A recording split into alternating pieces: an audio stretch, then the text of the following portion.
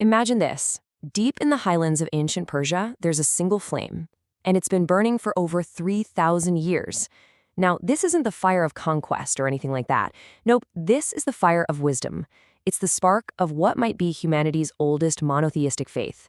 And its story, well, it starts way before many of the world's great religions you might know. It's a story about this eternal struggle, a battle between light and darkness, and how that struggle really defines who we are. So, what does that really mean? Every human choice. Well, right at the very core of this ancient faith is this incredibly personal truth. The idea is that this big cosmic battle we're talking about, it isn't happening way out there in some distant heaven. No way.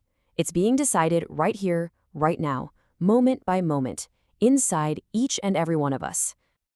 All right, so where did an idea this huge even come from?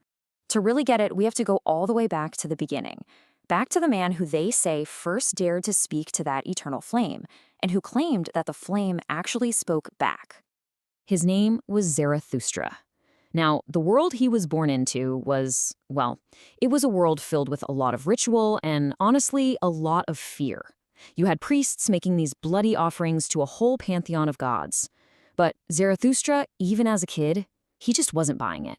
He kept asking, why? Why does creation need all this cruelty? And that question, that relentless search for a better answer, is what set him on a path that would literally ignite a spiritual revolution. So what was his big revelation? What did he discover? It was this vision of the entire universe as a battlefield.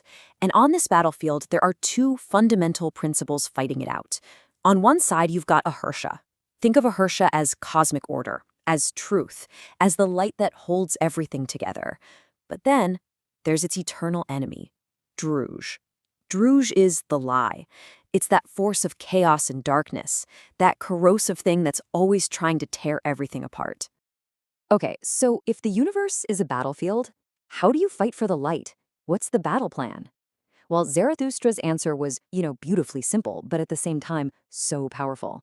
He said it's not about all those complicated rituals he grew up with. Nope, it's about these three things: good thoughts, good words, and good deeds. That's it. This was his practical guide for every single person to get in the fight and actually help strengthen the good in the world. And from that one man's personal vision, this whole cosmology, this grand picture of the universe just unfolds. It's a vision of all of creation, locked in this massive, epic war for its very soul. All right, so let's meet the two generals in this war. On one side, you have Ahura Mazda, the Lord of Light, the wise Lord. This is the creative force, the one who builds the universe with truth and order, with Asha. And then on the other side, you have his opposite, Angramanio, the spirit of destruction. This is the force of deceit and darkness, the one that whispers lies and is always trying to twist everything good into chaos, into Druj. You can think of it like this. Every single sunrise is a small victory for light. Every time a truth is spoken, it's a blow against the darkness. But here's the absolute key, and this is probably Zarathustra's most radical idea. This wasn't just some story about gods fighting in the clouds. No, he taught that humans aren't just sitting on the sidelines watching this happen. We are soldiers on the front lines of this war. Our free will, the choices we make every single day, those are the weapons, and they are the very things that will decide the final outcome. So does this fight just go on forever? Nope. There's an endgame. Zoroastrianism has a final goal, and it's called Frashoketi, or the Great Renewal.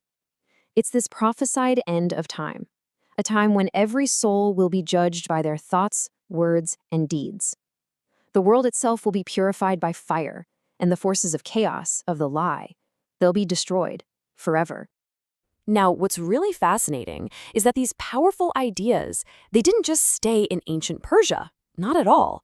They sent out these massive ripples across history, and they would end up profoundly shaping the major world religions that came later, the ones many of us are much more familiar with. Think about this for a second. The idea of heaven, the house of song, and a hell, the house of lies, the concept of angels or holy immortals, and of course a final day of resurrection and judgment. What about a massive cosmic battle between God and a single great adversary, a Satan-like figure? Or the belief in a coming savior, a Messiah? Does any of that sound familiar?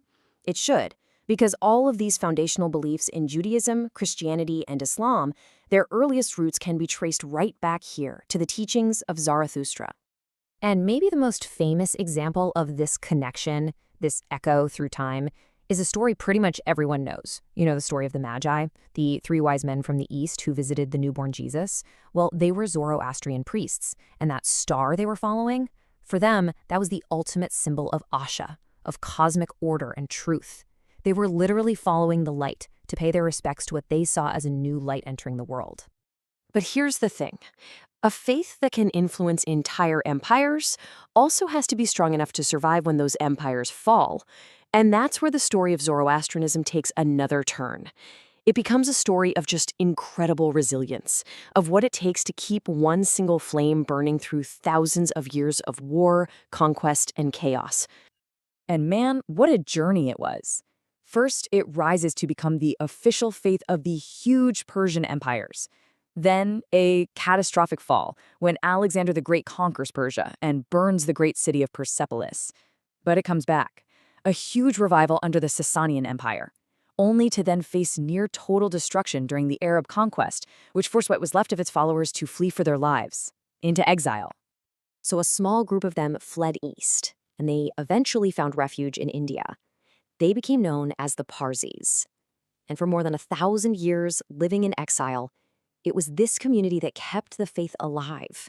Through just sheer willpower and determination, they protected the sacred texts, they kept the ancient fires burning, and they made sure that this incredible tradition would not be wiped from history. And when you look at that history, you start to see the real secret to its survival.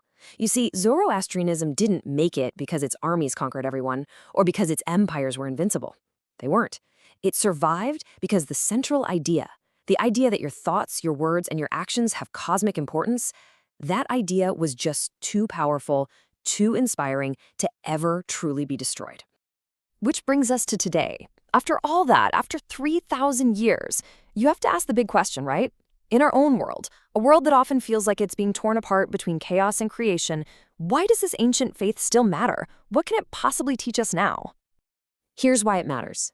It matters because this was maybe the very first faith, the first philosophy to put so much power and so much responsibility right into the hands of human beings. It told us thousands of years ago that we are not helpless. We're not just pawns in some divine game.